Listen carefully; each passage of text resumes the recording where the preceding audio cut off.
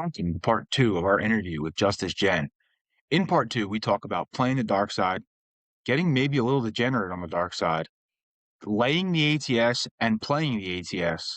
And we also talk about ladies at the craps table. We'll also do our top five. JusticeJen will join us for our top five, and we'll give you our tip of the episode. Stay tuned for part two of our interview with the one and only JusticeJen.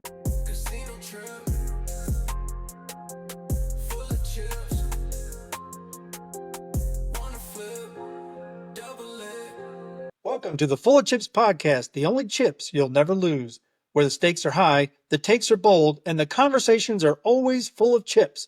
With your hosts, Chris, the Dice Degen, and Craig from Old Bay Craps. You're tuned in to Full of Chips, the podcast where we dive into our own experiences into the world of gambling and share stories straight from the casino floor. Whether you're a recreational gambler, a seasoned pro, or just curious what the buzz is all about, you're in the right place. Each week, we break down the games, talk to the experts, and bring you tips that could tilt the odds in your favor. So grab your lucky charm, stack your chips, and let's roll into today's episode. That's the other thing too with the Don't. I know you play the Don't a lot. I feel like a lot of people are scared when they play it. And then another question for you. Why, and I know you don't do this, but why does everybody go so degenerate on the Don't? Like, you would never see them do it on the light side, and then all of a sudden they're just grabbing stacks of chips and throwing them on the Don't? Like, why? Jen knows that she's seen it at Maryland Live. Because I've seen it at I mean, Maryland Live. Jen plays a lot, so I'm sure you see it all the time where it's like somebody just like, screw this, and then goes just like grabbing chips on the Don't. I don't know. It happens to me all the time in my local. I don't know why. Like, somebody's getting slammed the light side and they think they're making it back on one roll. Next thing you know, it's to come out 7 and they're, shit out of luck. But yeah, you'll never lose more money than when you like start to ladder that Don't. I mean, it's just, it helps me though when I see people go like off the rails and now they're piling onto their lay 4 that's being hit all the time. It's like, why don't you move it to the 10 or move it to the 5? If 7's gotta come, it's a favorite. I'm like, I understand, but it's not now, and it's not worth it to throw away $30,000. Right now, you're only gonna net like a few hundred at most. And when I first saw that, yeah, I saw it at at Maryland Live, but at Tahoe, I saw this giant big whale come in, and he was putting like 5,000 on the Don't 5 and 10. I mean, on the 4 and 10, and he got sniped. Someone rolled like a good 60 roller. We made so much money on the repeater 4s and 10s. I had a lay with him, but I had a repeater 4 and 10, which like won it all back. But he then took a marker for another 30,000. And so he's like, what's the table max on here? They're like, well, for you, there's no max. So he's like, fine. So he went 20,000 lay on the 4 and 10. Oh. I'm like, oh oh my God. God. And that's just to break even because he had a 10,000. So he got sniped. This guy was smoking it like in a row. 4, 4, 10, 4. He got to like maybe like, I want to say 80,000. Like, it was not good. And he was cussing a storm, and we're just like, all it would have taken was $1,000 bet on the other side. Even if he 1,000 across, right? 6,000 across. Yeah. Even if he had 7'd out, you'd still have lost so much less money. He went. Mm-hmm. I mean, yeah, he never recovered it. Because I like, but and I mean, I was just talking to him. I wasn't judging him. I was just asking him the questions. Well, but if he were to 7 out here, which he doesn't look like he's doing that, I don't know what you'd win. He's like, I'd still be losing. I'm like, yeah, because when you lose on the 4 and 10, you can't just double it. You actually need to triple. That's the right math, right? If you lose 1,000, your next lay bet cannot be 2,000. Because what are you trying to win? Nothing. So you have to go to 3,000. Plus the VIG. You're still losing. Yeah. Well, if you go to 3,000, it'll work. After 3,000, what are you going to? 9,000. Mm-hmm. That's only 2 hits. It can never work. That's why I've stayed away from 4 and 10. Like when I see a fourth. It's very tempting. You think it's never going to be hit. You could lay a 12. It's going to hit. As soon as you lay the 12, it's going to hit. Yeah. So, It's not that funny, you I used could. to only put DC odds on, like, 4s and 10s. 4s and 10s are the only numbers I don't put DC odds on anymore. I've seen them hit way too many times when I have a DC with odds on them that I can't justify putting the odds out there anymore. So now, like, and it's funny because, like, dealers at my local have seen the evolution of it, and they know now not to even ask me if I want odds on the 4 or 10 because I'm not going to put odds on it. I'll just let the DC rock. And they'll be like, "Well, yeah, you're 2-1 favorite to win it." Yeah, but I'm also a 2-1 loser when it gets sniped, right? And then, but now I will put odds on 5-9, and I will put odds on a 6 or an 8. I don't love it, but I'll do it. Why? Because again, like you mentioned earlier, you're still favored to, have a 7 come. Now, again, I'm also not a firm believer in, stacking massive odds or putting massive bets on the don't and stuff. But it's the same rule with the DP, right? Knock me twice. I'm not going to sit there and, $100 lay on the 4 and then boom, you snipe me. Oh, here we go. We're going to go up the ladder. Hell no. Hell no. Yeah. Because again, I've Definitely. seen way too many people throw 4s. And when they start throwing 4s, you guys can both test this. 4s come in bunches, so do 10s. Yeah. When people start throwing them, I mean, they start coming. I've been at a point before where I've done a lay and I've doubled the lay after I got knocked and I got knocked off the double. You know what I did after that? I placed it. I placed the 4 and I made more money placing the 4 than I lost on both the lays. And I just sat there and I thought, if I would have just placed the 4 for 100 from the start, I'd have a couple thousand in the rack instead of the, couple dollars that I have in the rack. That's fantastic. No, that's good discipline. Like even me, I'll get caught up in the, well, he's not going to keep picking me off, right? So here I go. But I won't do it as a lay Watch me. anymore. Yeah. Well, because the lay is too expensive. Your flat Yeah. bet don't is the best bet. The flat, if you have a DC on the 4 and 10, you're already in great shape. Don't be greedy. Don't be greedy. Mm-hmm. Don't lay 2 times the money to win half of it back. You Right. already have a 1-for-1 and you're such a big favorite. Don't be greedy. And that's you because you're disciplined. You just learn, right? Like we do stupid shit when we Yeah. first learn. Like me and Craig like learned craps almost the same time.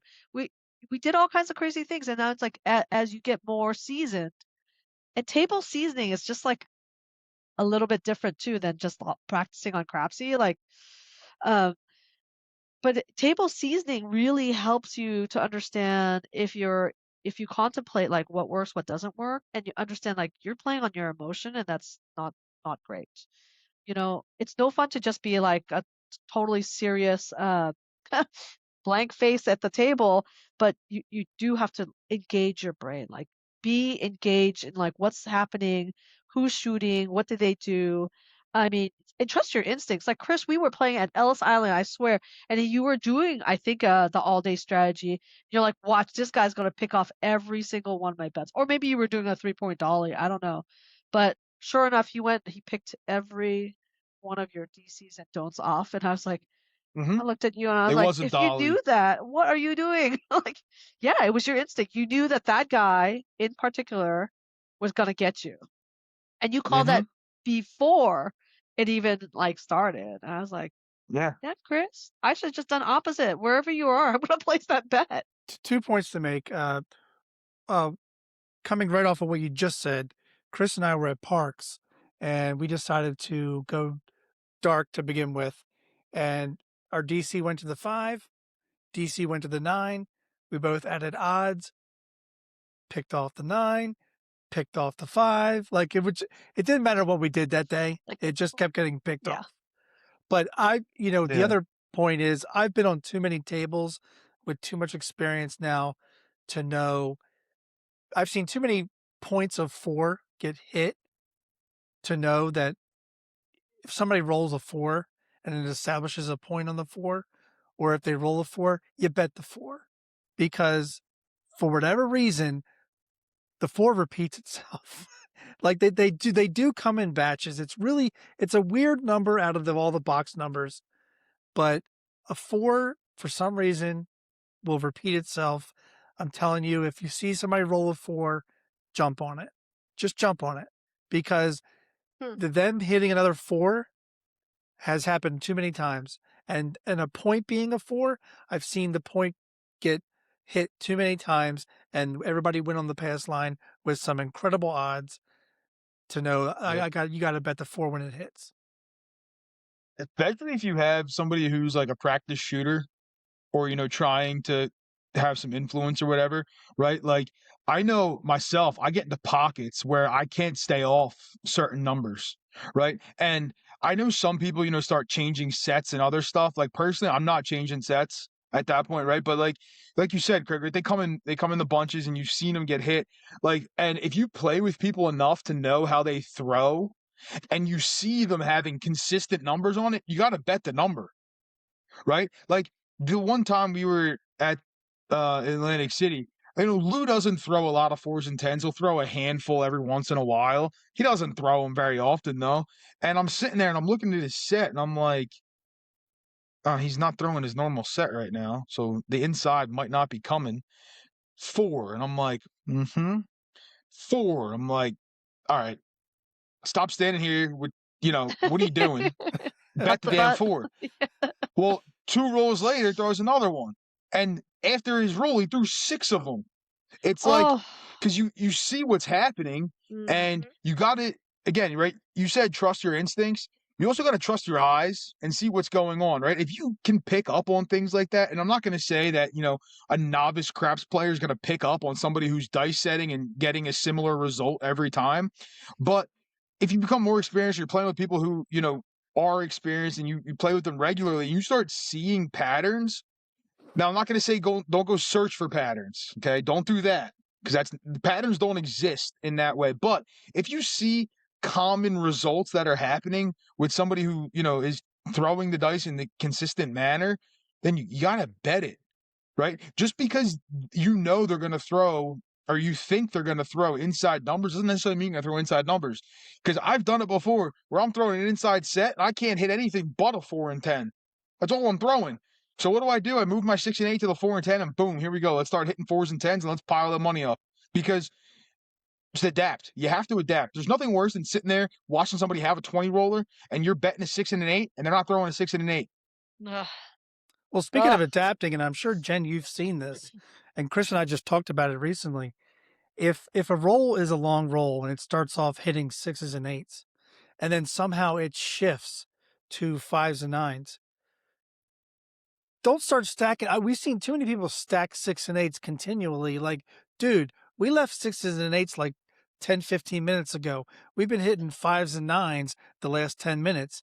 And it's like, don't be afraid to take your bets that we're hitting before down to minimum if you have to and start pressing what's hitting. And I know you've seen that before, Jen, but what do you do? When you see shifts in a roll, do you shift your bets accordingly? Absolutely. This is what I learned from Adam, actually. I was playing with him at Maryland Live, and then somebody was hitting like nines, nines, nines, nines, and he wouldn't bet on it. I'm like, there's a lot of nines. I've got my nines way up.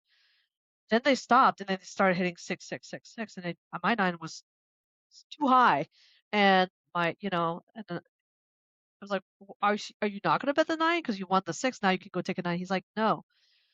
Once someone has a cluster of numbers and they stop hitting it, that it's over. That number Yeah. is done. They might hit it one Yep. more time, but it's done." So I'm like, "Oh," and I thought he was nuts. I thought he was nuts, but Well, he's right. People like numbers move on, like they just move on, and I will start to like siphon off some of that nine over to the thing that hits. Like, just be flexible. Chris is right. If you want to win, I mean, if you don't want to win, do whatever you want, but if, yeah. put the money where Side it's hitting. side note, I don't know if Chris, if you were on the table at AC when Adam was there, and we were on the I think we were on the fire bet table. Adam hit what I want to say, and I don't think at the time I was paying attention because I know I didn't make money on it. But I think he hit 5 horns in a row, 3 midnights in a row consecutively. And I wasn't playing a world bet at the time. Oh no. You're so good at that. That's like I know. when I think of you, I think of the world bet. but I wasn't playing. I wasn't playing the world bet at the time that all happened. I hadn't discovered that through Ed's channel yet to play the world bet. So, but he had 5 horns, 3 midnights in a row. Would you have parlayed, like, if it's your normal way? I would have started Yeah. at 10. That next I Yeah. would have gone up to 25, and then it would have gone to 50, and then 100. So Yep. it would have hit it at 100. Yeah. Very nice. And I have to say, the way you stop people from doing the insane hops is you got to play at the $25 table, because then they become a nickel, and then people just don't want to hop as much with a nickel. I don't think Nemo would have been hopping so much, because instead of $37, it would have cost him 150. Like, he's not doing Yeah. that. No, and the horn high bets So become 25. So yeah, so Yeah. so That is one good thing about the higher minimums, is that you do stop a lot of that bullshit in the middle with the hot bets and all that kind of stuff, because people are more afraid to play them. Which, again, I sit here and I'm like, so you're afraid to play it at the nickel level, but you'll sit there and chuck, hundreds of dollars at it at the dollar level. Why don't you just stop playing it altogether? That'd be lovely if you would just stop playing it altogether. yeah. here's Well, the for that thing. excitement. Here's the thing. If you're playing at a $25 table, why are you even bothering with that? Like, you're automatically having to start with a 36-8 or a 25-5-9, 4 and 10. That's a great place to start at, with collect that first one and just go from there. Normally on a $15 table, you're trying to get that extra, you get that extra collect before you feel like, okay, now I can be aggressive. But on a $25 table, Yeah. kind of forces you in that direction without getting that extra hit. You kind of really just get out of the hand and then you go for it. Try the $50 table. It makes you really disciplined. But No, Maryland has so that. Yeah. Maryland has that. yeah, I Though. know you guys do. You guys have $100 tables, like, because no, it's not Maryland, the other one, the really nice one, the MGM Oh, the National MGM Harbor, National Harbor. Yeah. because they have those NFL players there, and sometimes it's private tables, and it's like $100 tables. I'm like, who the hell's playing here? But now that I play the all day at $50 or $100, I'm like, I'll play here. But then Yeah. if I want a 6 and 8, it's $60 6 and 8. You will be very disciplined when it's like $50, but it's not that big a deal either. You just take one hit, pull that thing down, and just keep playing your all day strategy. But Yeah. I've become pretty comfortable when coming to a trip now to play a 66 and 8. That was not the case 3 years ago. 3 years ago it was $18 each. But Yeah.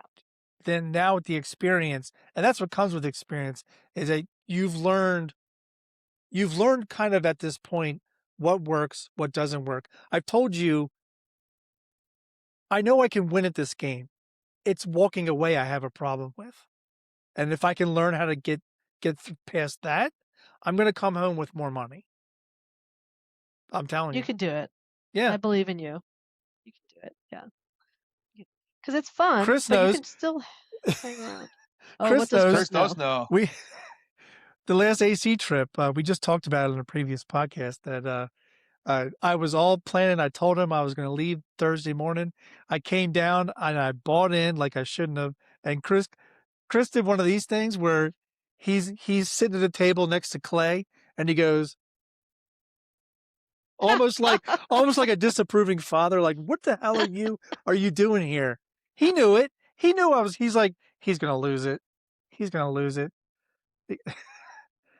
But I told him, I We said, all next lost it time you that see day. something like that, you have all my trust to come up to me and say, get the fuck off the table and go home.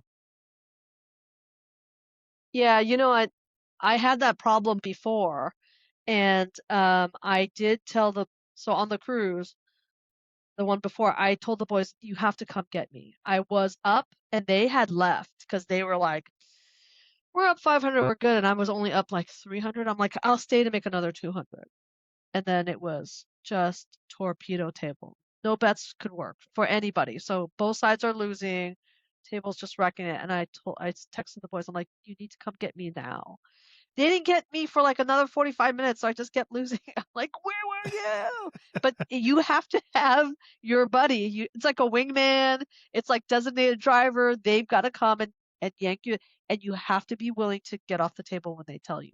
That's kind of the issue. It's like, someone will be like, "Hey," and then you shoo them away and they're like, "Are you sure? Okay." And then it's only bad. So send out the SOS and make it happen. But I was better this time. I didn't need even. I was trying to yank other people off the table. I'm like, get off the table. They're like, no, no, no, no, one more. What are you gonna do? I Yeah, can tell for certain that if Jen is at a stadium craps, you're not pulling her off the table. forget it.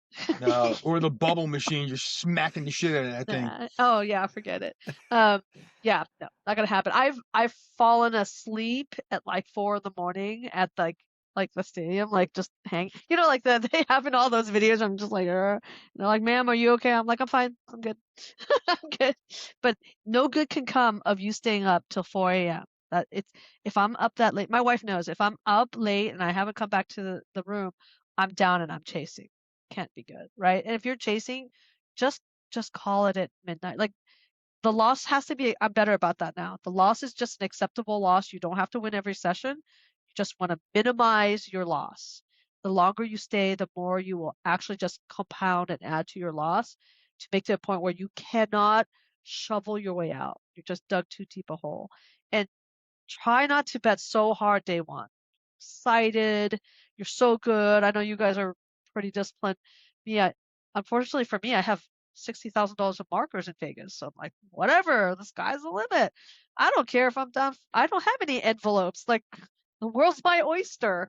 And then when I'm down day one, 5 grand, that sucks. I'll spend the whole rest of the time grinding and being so grateful that I'm even you know? Or Mm-hmm. then or then a $2,000 loss doesn't look so bad because you were down so much before? Yeah. Yeah. Yeah, breaking even in craps just comes with a little minuscule of you're feeling sorry for yourself, but it's very small because you broke Yeah. even, which is a win in this game. You feel bad just for a few seconds. You're like, that sucks, but at least I'm going home even. Yep. And an ATS, sometimes that's the difference maker. How many times has that rescued us? Either one shooter or an ATS will rescue you. But I don't play it often enough, and I play it at too small a number to count. I play it so small that it's Mm-hmm. just kind of like thrown away. So I've kind of been thinking about what Fran 1010 saying, and I'm like, yeah, I guess if you do it like 10, 10, 10, or a little bit more than that, you could just lay to win. And so you don't actually have to have the fully hit the ATS. So you just incorporate that as another bet. But I gotta work on that. Think about that. Funny enough, episode 41, which is coming out after your interview here, we talk about laying ATS and all that kind of Yeah. stuff. And because it's been a hotly debated topic. So for the folks at home, you'll have to stay tuned for that episode. But it's definitely a good thing. And like the higher level you play it, the more it makes sense to lay, right? And without giving too much of the other episode away, like again, it doesn't make sense to me to lay at 555. Like there's no point, in my opinion. But when you start playing at like 10, 10, 10, and 25, 25, 25, or 100, 100, 100, whatever you're gonna do, Uh, you have the lay built into whatever you're going to do anyway. So then it makes a ton of sense. But mm, I'm actually gonna say this because I know Jen. Jen will lay the number because she's thinking about I want to pay for the 15 so that I can do it again. So I'm not going to do a huge lay. I'm going to do a good lay that's going to give me enough, a little bit of profit, and I'm going to get my 555 paid for the next time. yeah, that's Yeah. right. It's a separate bet. So I'm trying to get the bet to pay for itself, as opposed to always siphoning off from your bankroll. So I'll lay even when it's only 150 that's gonna win from the corners, right? Because if you lay in $50, for example, and you get hit, you're still gonna net 100. That's great.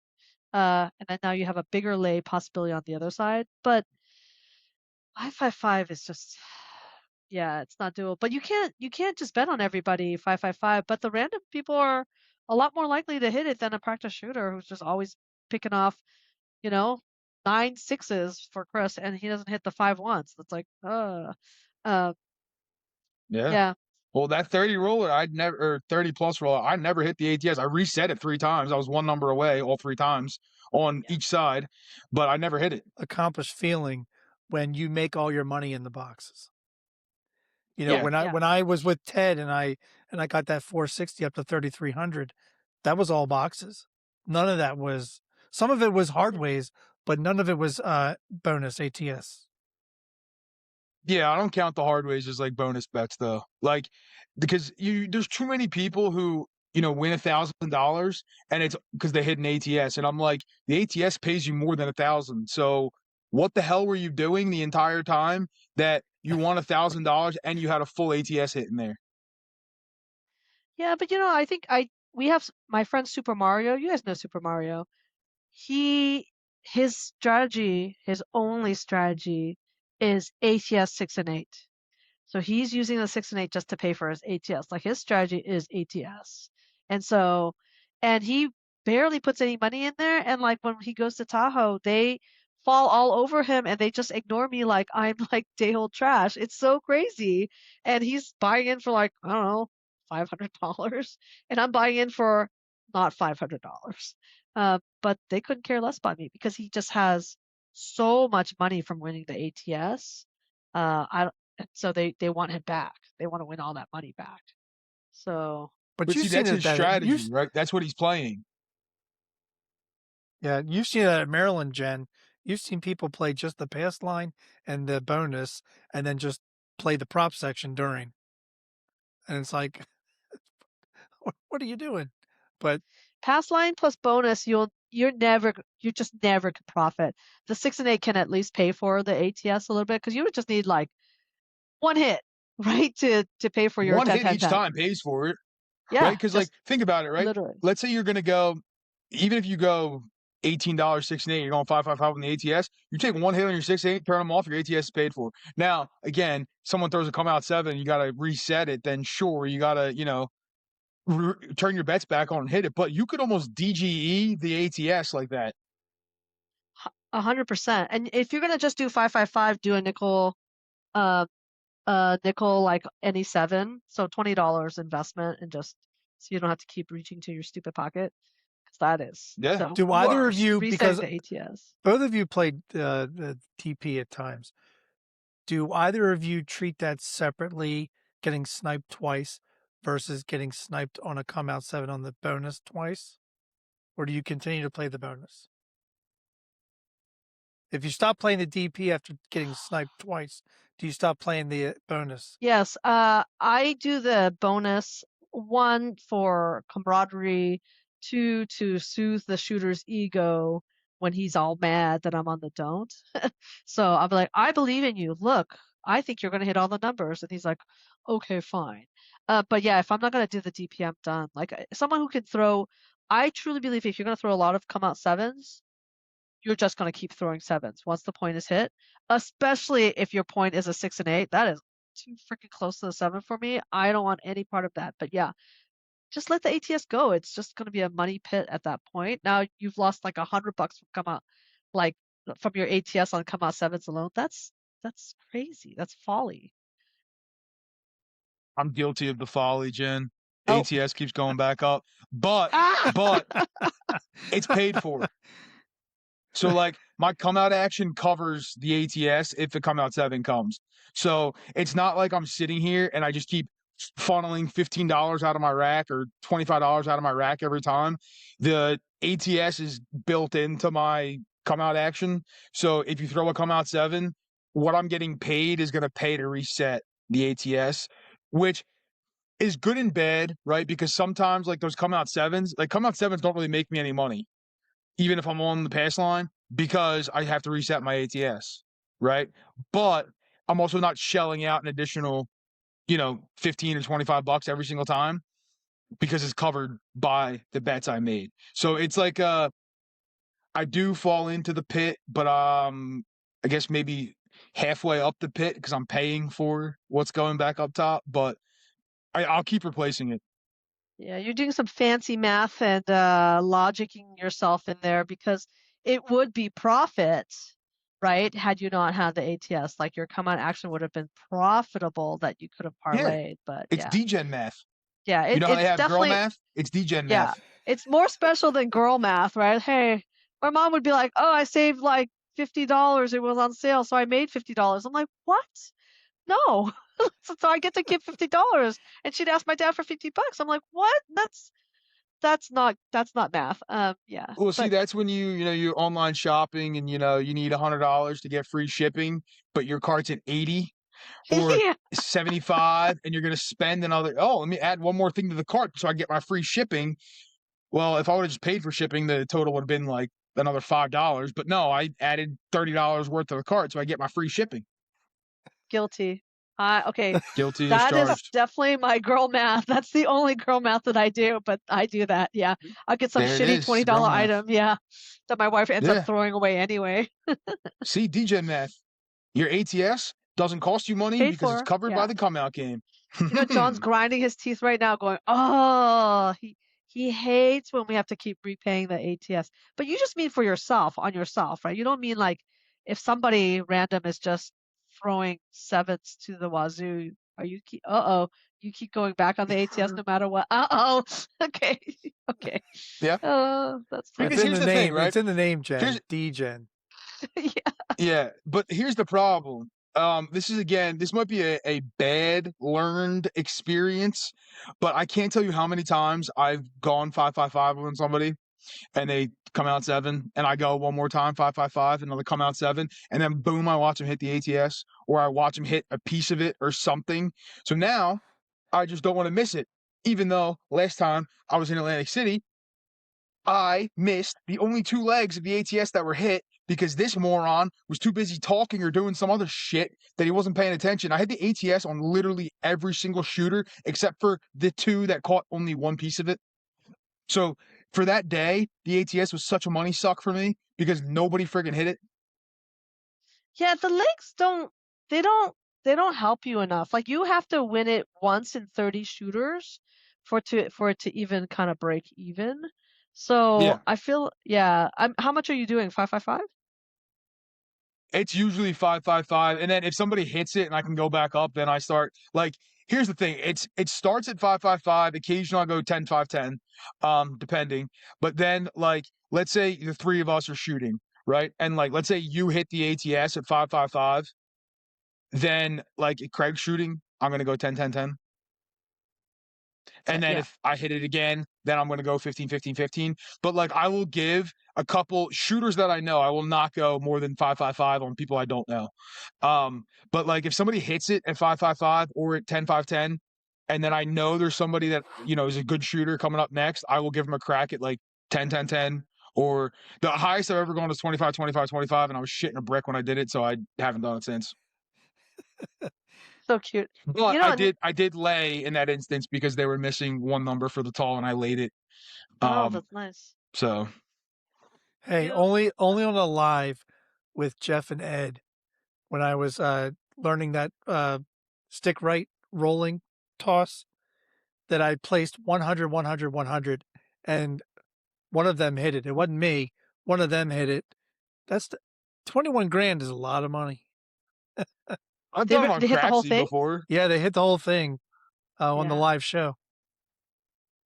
It was either Ed or Jeff. Yeah, I've that done One it of on them hit it. Craxy. I've gone 100, 100, 100 just for shits and giggles because yeah. it's not real money.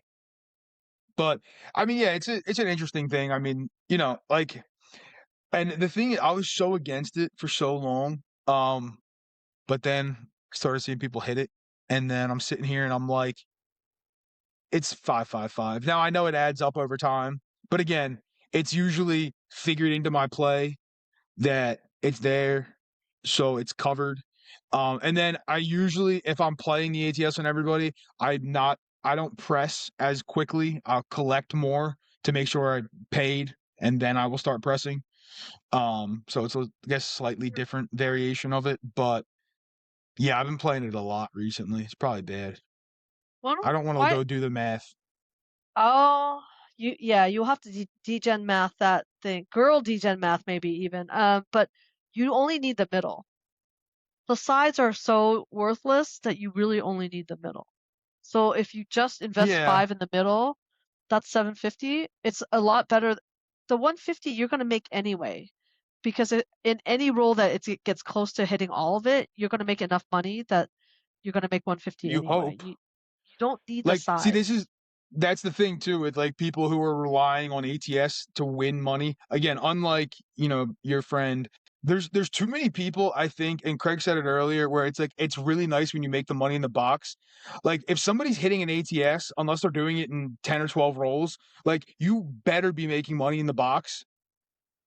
So like that's where I think a lot of people get stuck. Is like, oh yeah, I won because I hit the ATS. Why didn't you make money in the box?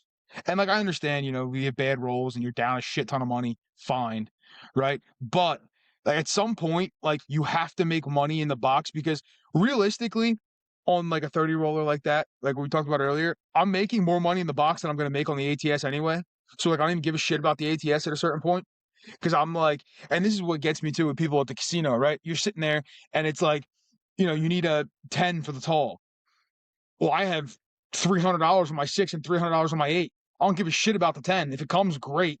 I'd rather hit the 6 or the 8 because guess what? That's paying me more than that ATS bet's going to hit me if I hit the tall. Same thing with y'all. Give me 3 hits on this 6 or 8. I'll take that well over trying to hit the 2 and the 3 that I'm also missing. But that's playing into what Jen said, which is like if you want to stop playing it, stop playing the small and tall. Just play the all, because Yeah. if it even gets close to the all, you have to know you have made, or you should be making, minimum 150 in the boxes to cover what you would have won on a side. So it makes sense that hey, you're saving yourself $10, or $20 if you're going 10, 5, 10. But you should have already made 150 if it even gets close to hitting the all. Yeah. For sure. So people are doing a lot of girl math on this ATS on the sides, because on the corners, if let's say you're doing the littlest, right? $5 each on the sides, right? Small and tall.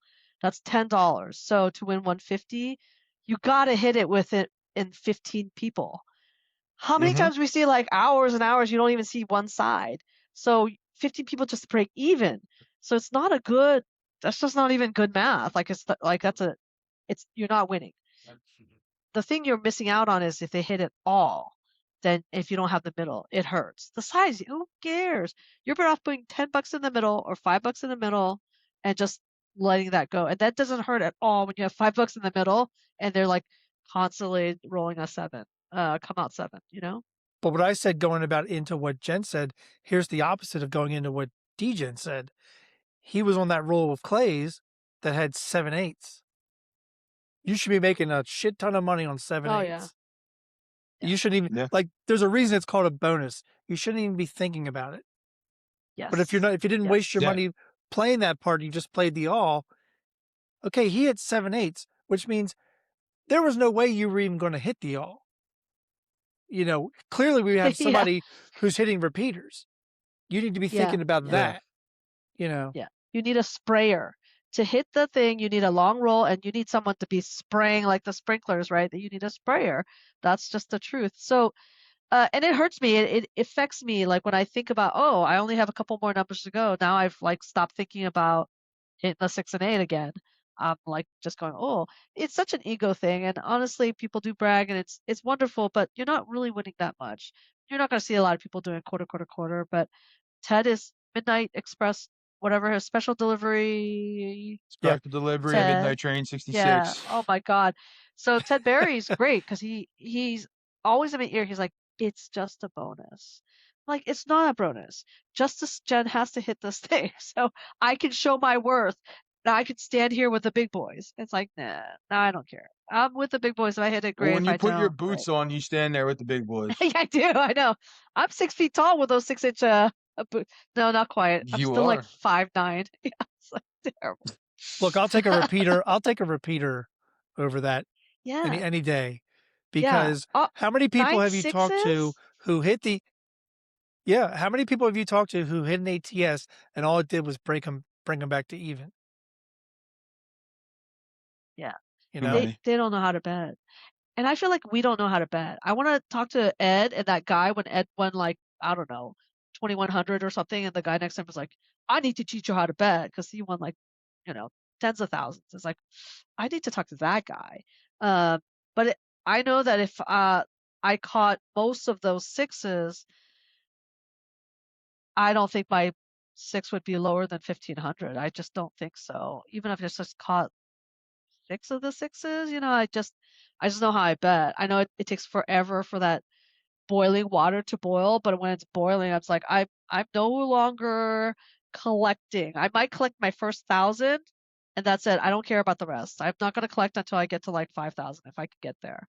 But it's about that And sometimes, risk, right? It's about that risk yeah, there's no more because risk, right? Yeah. right, because I was shooting on a table in AC and I was hitting a bunch of sixes. The guy next to me started at $60 six. He ended up before I sevened out at $1,200 six, and I still had Yeah. a $30 six at the Oh time. You know Yeah. what no! I mean? Wait, what? No. But that's the No. difference. Like, it's I about, can't. I wasn't willing to put that out there, but this guy had no problem getting out of the hand and just going for it. Mhm. Yes. And we should celebrate people who are brave and courageous and they understand that they're here to take a calculated risk. It is gambling, but it's still if they're methodical about how they're pressing, those are the guys I admire. I just don't care about like all that chip porn because I don't know that it could be sustainable. I don't know that you can recreate it. But those who are like really systematic about it, you have confidence. Like they know how to bet. They're gonna squeeze out every drop from that lemon. Those are the people I need to talk to, right? Dice Coach does what DGen does, and he did teach me to do the collect first, full press. Collect first, full press. So like I'm doing it the opposite. I think you do a press then collect. I do collect then full press. And Yeah. yeah, and it was like the best money I had made up to at that point. Like I made 3,500 on a 50 roller, which I was proud of. And that now when I think back, I'm like, oh my god, I screwed up so bad. But Like, I think you have to think of it yeah, as you have to hit what's rolling and press that number. And you just have to think yes, about the other bets that are at minimum that aren't hitting as collateral damage. Like yeah. Let those that's the Yeah. go. risk you're taking because you're gambling, Yeah. It's the regressions that will kill you. We're circling all the way back. I know it's late for you guys, but we're circling back. Mm. It's the regressions. If you regress your $1,200 six because you're like, don't regress it too hard. Like regress it a little. Take a safe bet at 1,500. Are you kidding? Take that 1,750, and you're better off than had you regressed everything across the board. Just one safe bet, and then you still have the opportunity to win another 1,750. You guys are doing God's work here, giving good advice. but it makes so much I'm learning a sense. lot. If you're afraid to lose that 1,200, same bet, win the 1,400, and now you're out of that 1,200. Now you can go Oh for it. yeah, you're at 12. I'm at 15, buddy. Crank One it of up. Yeah. Can't be afraid. You can't pull them down. Again, like we Uh, talked about it earlier, right? Too. Like if it's not hitting, you drop it a little bit, fine, no problem. But like if those numbers are hitting, you can't be pulling those things down. Like the one hit will pay for it. Just suck it up. but it makes so much switch to sense. come bets if you're It does make scared. so much sense Actually, to same bet at that level. At that level. yes. That's what we're saying.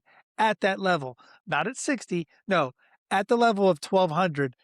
If you're afraid, Yeah. go same bet it. If you've collected twice, what the hell's your problem? Because you're going to the bet that you were afraid to go to has already been paid for twice. So, Yeah. Yeah, exactly. That's all I was gonna say. They like no one's telling you you can't full press collect, collect. Like no one's telling you once you start doing the full press collect or the collect full press, you have to keep doing it. Like if you're comfortable with where you're at, you can sit there and same bet it at 1,200. If you don't want to go higher, don't.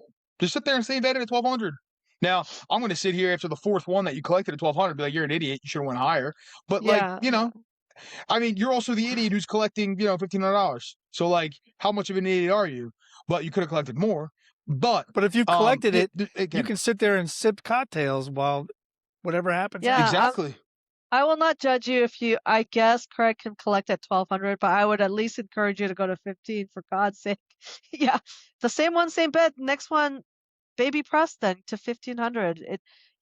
If you push where it's uncomfortable and you get rewarded, you'll see that the math works at these levels. They cannot Yep. work at That's $30. that's the exact word I wanted you to say. It works at levels. And even 10 Ton talks about this. At some point in your progression, your mindset has to change to levels, not just Mm-hmm. like, you know, 1200 to 1500. I'd probably go 1200 to 1800. It's about levels. Like once you've, and people don't think of this enough. And even Ed's talked about this about if you're talking about bets that once you get to 100, you've gone from that $10 bet to a $100 bet, you've added a zero. Then you've gone to 1,000, you've gotten to 1,000, you've added 2 zeros. You have to think that way now. So it's no longer an $18 bet. You're now at the $1,800 bet. But think about it if you want the same way an $18 bet pays. Yes. 1,800 wins 2,100. Just take the zeros off if you want to think about real quick, where do I go? Well, 1,800. Yeah. You could drop if you wanted to, you could drop 300 and go to 4,200. That's like dropping 3, going from 18 to 42.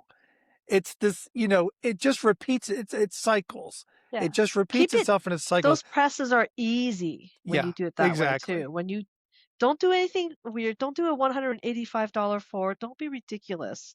Just yeah, it'll make your life easy. So yeah. Look, if we're going to get to the top 5, the only thing I want our listeners to know about you, if we haven't asked any of the questions, is just how you came up with your handle, JusticeJen.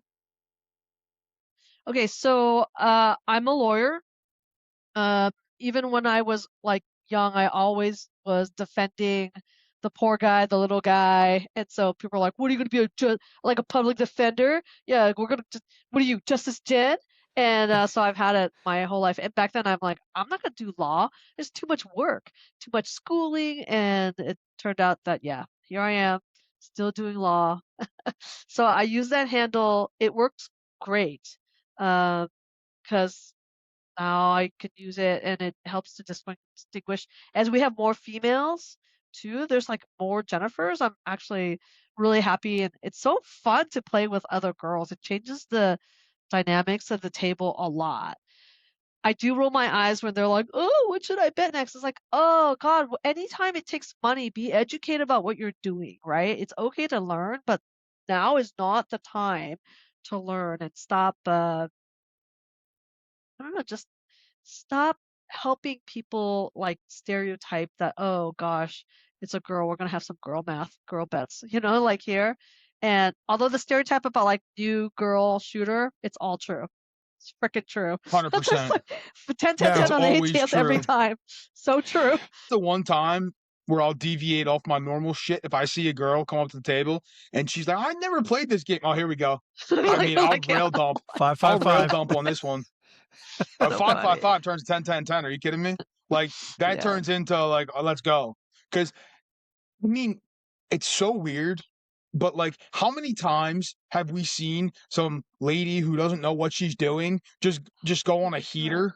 And Yeah. most of us are sitting there with our thumb up to our ass, like, oh, she's not going to keep going. And then next thing you know, 25 minutes later, she's still going. And you're like, well, I've been doing nothing over here. Like, At the same time, Yeah. I've been at the Tropicana with Jeff, and we were on stick right, and the woman at stick left won. He knew instantly she's a golden touch. Her dice, yeah, Oh, nice. her dice couldn't spread apart if you tried to spread them apart. They were nice and Ah, together and rolling on axis. It was beautiful. Um, you that's like know, Carrie Coda. well, I was just going to say that my Carrie, mindset also changed when I met the Craps Angels. I mean, amazing, yeah. amazing. Carrie is Carrie Code has brilliant. probably got the prettiest toss I've ever seen in Oh, my life. gorgeous. I mean, those dice are like museum worthy. Yeah. Yeah. Very pretty. Yeah. Very pretty toss, pretty lady, very knowledgeable. So excited when I play with them. Yeah, so yep, I'm a lawyer. That's how I got the handle. It's perfect. If I've colored up and I'm leaving and I hear a lady going, "Oh, how do I play here? I'm gonna shoot. Oh, is it my turn to shoot?" I will buy right back in. I'm like, boop, boop, boop, like, so it's true. I'm like, nope. For this lady, I'm like here 160 across. Yeah, I know what you're saying. It is freaking true. But a new guy, it's not the No, same. You think it'll be, it's but not. like, I don't know what it is, It's but it's just instant not the DP. same. Instant DP. Instant DP. Yes. Literally. No, it's like it's so true though. There's a few triggers of mine that happen on the craps table. Female who has no clue what she's doing, instant DGen bets come out, right? Drunk guy walks up to the table, it's an instant Ugh. 3-point dolly every time. I don't care where I am, every time. And then when the new guy comes up to the table, again, it's usually a DP, and I'll see what happens after that. But it's so funny how that switches. Like new girl, I mean, you could take my money and put it wherever you want. You want to know what the difference is? When a girl walks up to the table and she tosses, she doesn't care how she's tossing. She's just like, oh, I got to get him to the back wall. Boom. Guy walks up to the table and you don't know him. And he's like, I'm new to this game. He's still trying to set his dice like he's been practicing dice setting for years. Like instant Yeah. DP Yeah. on it. That and was then funny. when you start flicking the dice against the back wall, instant DP for me too. Yeah. Terrible. You start shaking the shit out of them and start doing all that, then I'm like, all right, here you go. You're pissing me off already, so I'm gonna piss you off. DP. Here we go. Tit for tat. Sometimes I'll just go hard ways on that person. Because I'm like, they'll Oh, probably hit one God. hard way. That's it. Just So 20 bucks. funny. No. 20 bucks is all you get. Sometimes they do. Like nothing but Sometimes horns. they do. Horns and then a 7. Stupid. Yeah, horns and then a Stupid 7. roll. It's like, And God then they're like, damn. then they're cursing up a storm and yelling. I'm Yeah, like, this game's dude, you were the stupid. one throwing the dice. Because you know their role is Oh. their role is a come out 7, a 12, an 8, and a 3, and then a 7. The worst. It's like, it's so true. Oh my God. You cracked me up. Are you guys playing pretty often, or is all work just taking up your time? Work just takes up way too much time. I've been playing. I have been playing a lot more blackjack than I have been craps recently, though. What? Why? It's a get right game. It's very dependent. It's very dependent who's at the tables. And I mean, discipline and stuff. So like for me, it's much quicker and much easier for me to win 20-25% playing blackjack than it is to go to a craps table. So I mean, I'll go to the craps table every once in a while, but like when I go to my local, I mean, I just pop into the high limit room, play anywhere from 5 to 15 hands of blackjack, and 8 out of 10 times I've won my goal and I'm out of there. Wow. Well, So it's just like easy. I see people like lose. So like Michael Feldman and all the PCH hosts, I see them lose a lot at craps if they lose, not all the time, but when they lose, they'll just take their money, go to the blackjack to win it all back, and I like that's just their secret sauce. Whereas me, That's what Craig and I do. is that what you guys do? That it's Oh, your yeah. get back game. Yeah, it's our My get right game. But Jen, you Yeah. know I should be going to Maryland Live more because they have the stadium craps. And you can sit there and be pretty disciplined at the stadium craps. Turn them on, Yeah, turn them off, turn them on, turn them off. The all day will work on the stadium craps. It's a really good bankroll builder. Like if I knew that I had to go to Vegas and I just don't have enough bankroll, I will just play the all day strategy at stadium craps and grind it out. I'm saying if I didn't have bankroll, but me, I'll just write a check. It's fine. Fun coupons, we called them, right, Jen? Yeah. I'm like the marker, it's like it feels like it's free. The more girl math. I'm like, oh, I don't even have to pay for this. That's free. Oh, too funny. Craig, is it time for our top 5? It's time for the top 5.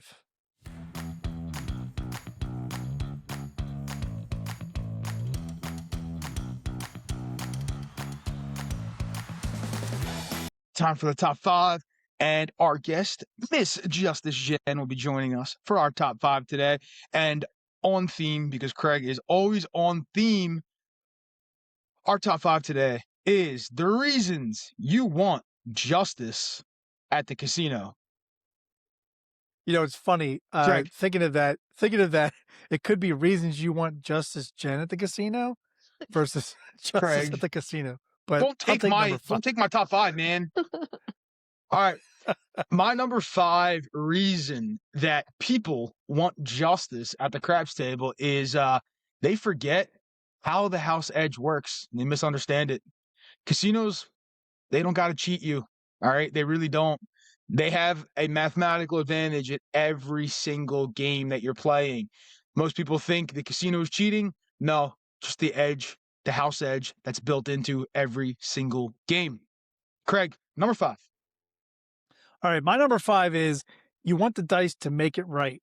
When the table's been cold or the shooter burned you early, you start looking for cosmic repayment, as if the universe owes you a clean roll. There you go. All right, Jen, what would be your number 5 reason that you would want justice at the casino? Craps is hard enough, and it can be so frustrating. So if you feel like the game is unfair, um, in a way that's like stealing, right? It's already rigged against you, as Chris has said. So you needed to balance the scales and have the pit bosses and the dealers do everything that they can to make sure that you're paid right and it's, as good as it can be for you. There you go. I like it. All right, my number 4 is you perceive unfair treatment or a ill environment for yourself. You don't like the dealer's attitude. You don't like the people at the table, or some superstition comes through. Feel like you've been singled out, maybe disrespected. Guess what? Nothing's wrong. It's just your head. All right, Craig, number 4. All right, mine kind of goes with that. You want the casino to acknowledge your suffering. After a brutal session, every seven out feels personal. You're not just losing chips, you're losing your dignity, and you want the game to give it some of it back. There you go. All right, Jen, number 4. I feel like since after like so much time spent with you guys, we're all in the same kind of wave. Like I'm gonna say, it's so tough out there that I want my free drinks. I want a pretty cocktail server. It can be a man or a woman. I'm not picky. I want a perfect drink. I want things to be tipping back in the scale my way. There you Love it. go. All right, my number 3 is the illusion of control that you had starts breaking down. Believe your decisions, your dice throw, your betting pattern has a pure influence on the outcome of your session. When those results don't come, you get frustrated and you feel like the casino owes you something. They do. All right, Craig, number 3. All right, number 3, you want proof that discipline matters. You stuck to your plan, you avoided the sucker bets, you played smart, and you want the table to reward that effort instead of clowning you. There you go. Jen, number 3.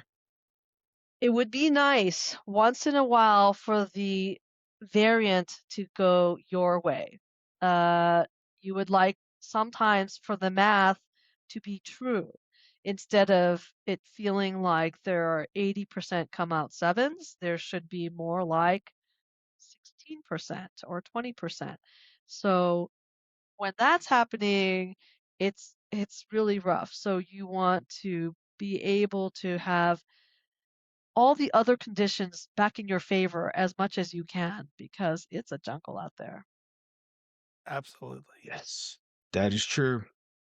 All right, my number 2 would be my number 1, but it's not my number 1 because my number 1 is something different, obviously. My number 2 is chasing losses. You lose money that you lost. It's still in your head, your money, and you feel entitled that you need to win it back.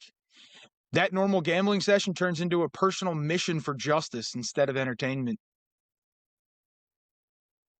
All right, Craig, There number you 2. go.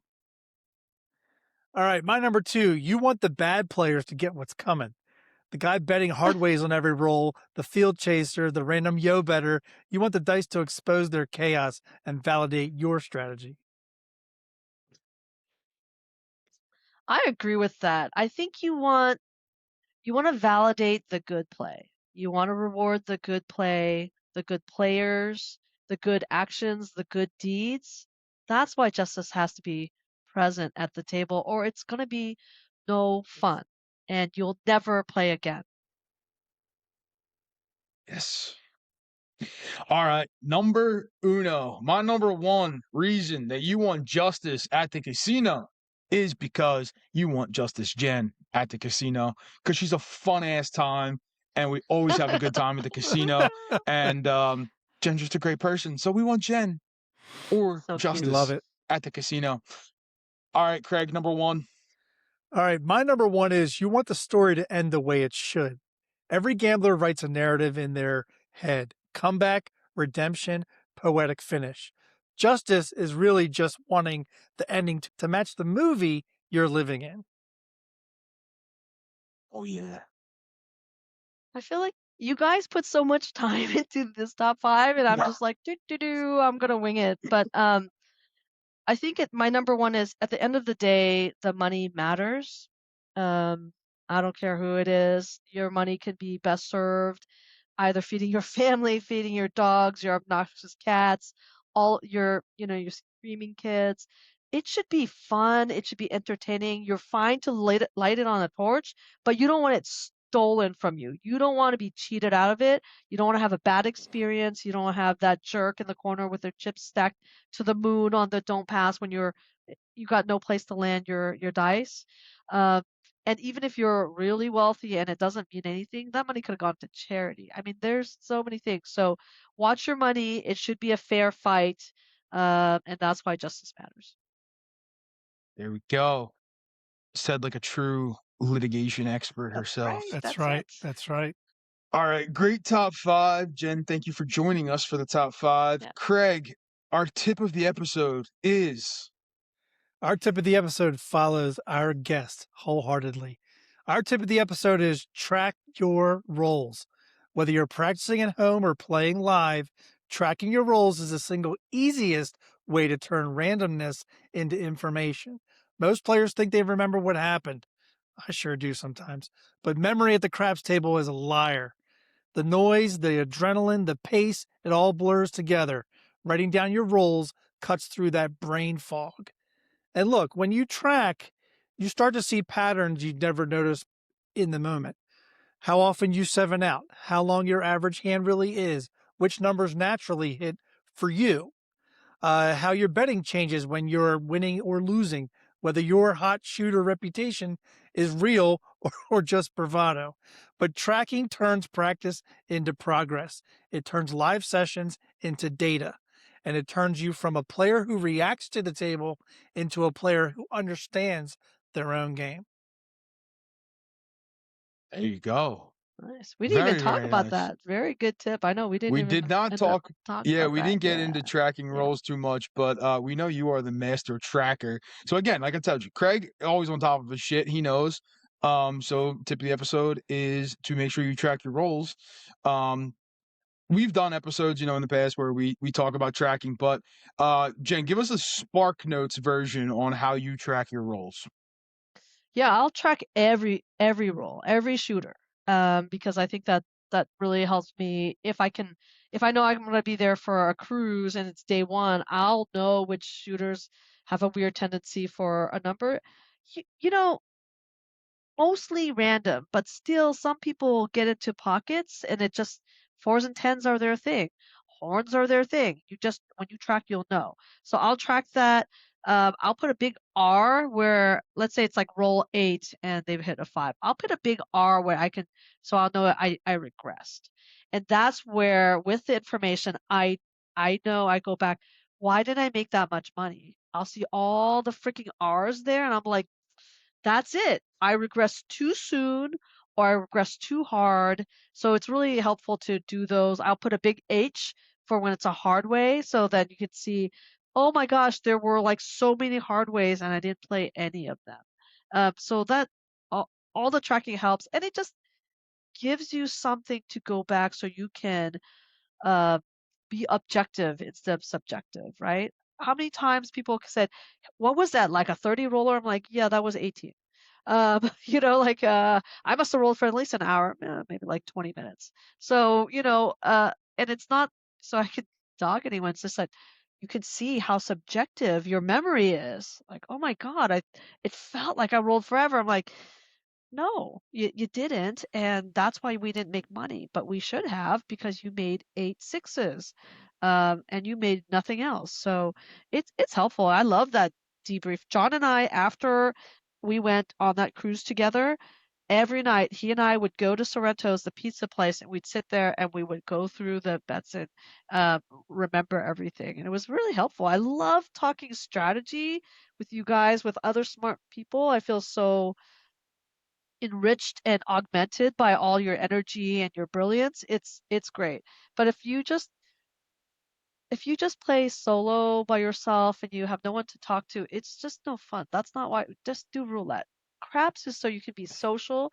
I've made more friends from craps than I have from like work, right? Than you have from like your community, your neighborhood. So it's freaking amazing. My wife has made all her friends are because they're my craps friends. So There you go. yeah, I love this. I love your show. Uh, if you ever need members, put it up there. I'll be the first to join. We'll see what Love happens. it. We'll see what happens. But Love we it. want to thank you for coming on. We really enjoyed talking to you and talking with Yay. you. Hopefully the folks at home enjoyed as well. A lot of great nuggets of information, some stories that have good meaning behind them, because I think a lot of people get caught up in just the story itself, but like usually the stories are told for a reason. So make sure you're gleaning those reasons as to why we were telling stories that we were telling. But Jen, we want to thank you for coming on. Thank you for your time, and thank you for sharing your wisdom with us. Yeah, Hey, I thanks. I I had the wanna best time. I definitely wanna add on to that and just, we think of you, Jen, as a sister.